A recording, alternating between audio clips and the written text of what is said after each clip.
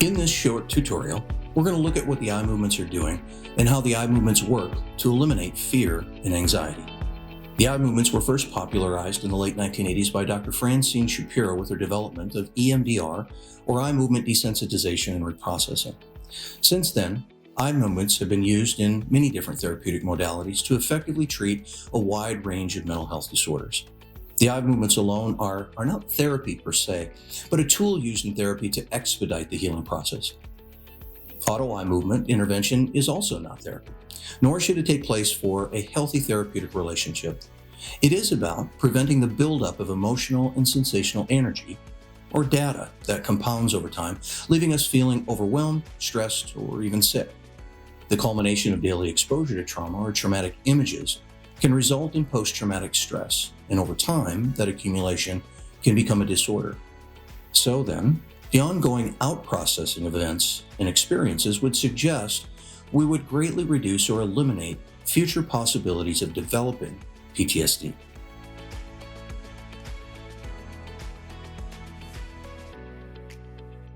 There are a few processes happening when we're doing eye movements. First, smooth pursuit eye movements on a horizontal plane result in a distinct calming effect. This effect is most likely due to the discoveries of Leisha DeVoogd and others in a 2018 study published in the Journal of Neuroscience titled "Eye Movement Intervention Enhances Extinction via Amygdala Deactivation." In my field, anything that can improve the extinguishing of fears and the prevention of their return is the proverbial golden egg. And for the last almost decade of my life, I've dedicated my career to instruction, research, and the facilitation of smooth pursuit eye movements to attenuate the symptoms of the fear reflex. Dr. DeVoogd's research has validated a working hypothesis I've had for years. The eye movements do work, and they do make a difference in the extinction of fears.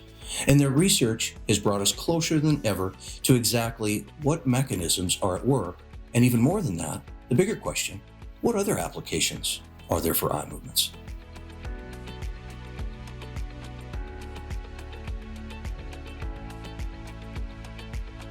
So let's talk about the mechanisms that are at work here. In 2 independent studies, it was found that goal-directed eye movements activated what's called the dorsal frontal parietal network and transiently deactivated the amygdala. Now, let me translate that to Wade language. Moving the eyes back and forth on a horizontal plane turns on the same networks that we therapists commonly attempt to teach our clients to engage when they start to feel emotional or activated or overwhelmed. We also refer to it as cognitive regulation of emotion. My clients will recognize the phrase I use, which is top-down processing. You could also say that the eye movements are doing the regulating for you. So how does it do this? Well, as best as I can understand, it transiently or momentarily downregulates the amygdala. You could also say the eye movements turn down the amplitude of what's called the amygdaloid fear reflex. During the years that I was teaching mental health professionals the skill of incorporating eye movements in their practice, the exact mechanisms at work here were not exactly clear.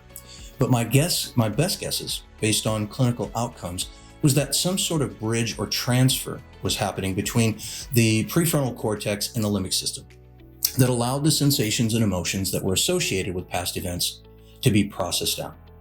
Now, looking at MRI scans used in the research, my theory was close, but there is this dependent relationship between moving the eyes back and forth and recalling the past fear or trauma that eliminates the negative response. However, the ability of the brain to anatomically subdue the amplitude of the fear center is nothing short of fascinating and life-changing.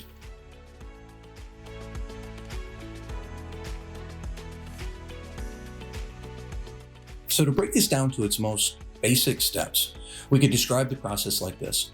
If I asked you to see in your mind a past fearful or traumatic event while you're watching a ball on a screen go back and forth, we're putting the brakes on the fear center, and the brain makes a new association with that scene as being less intense.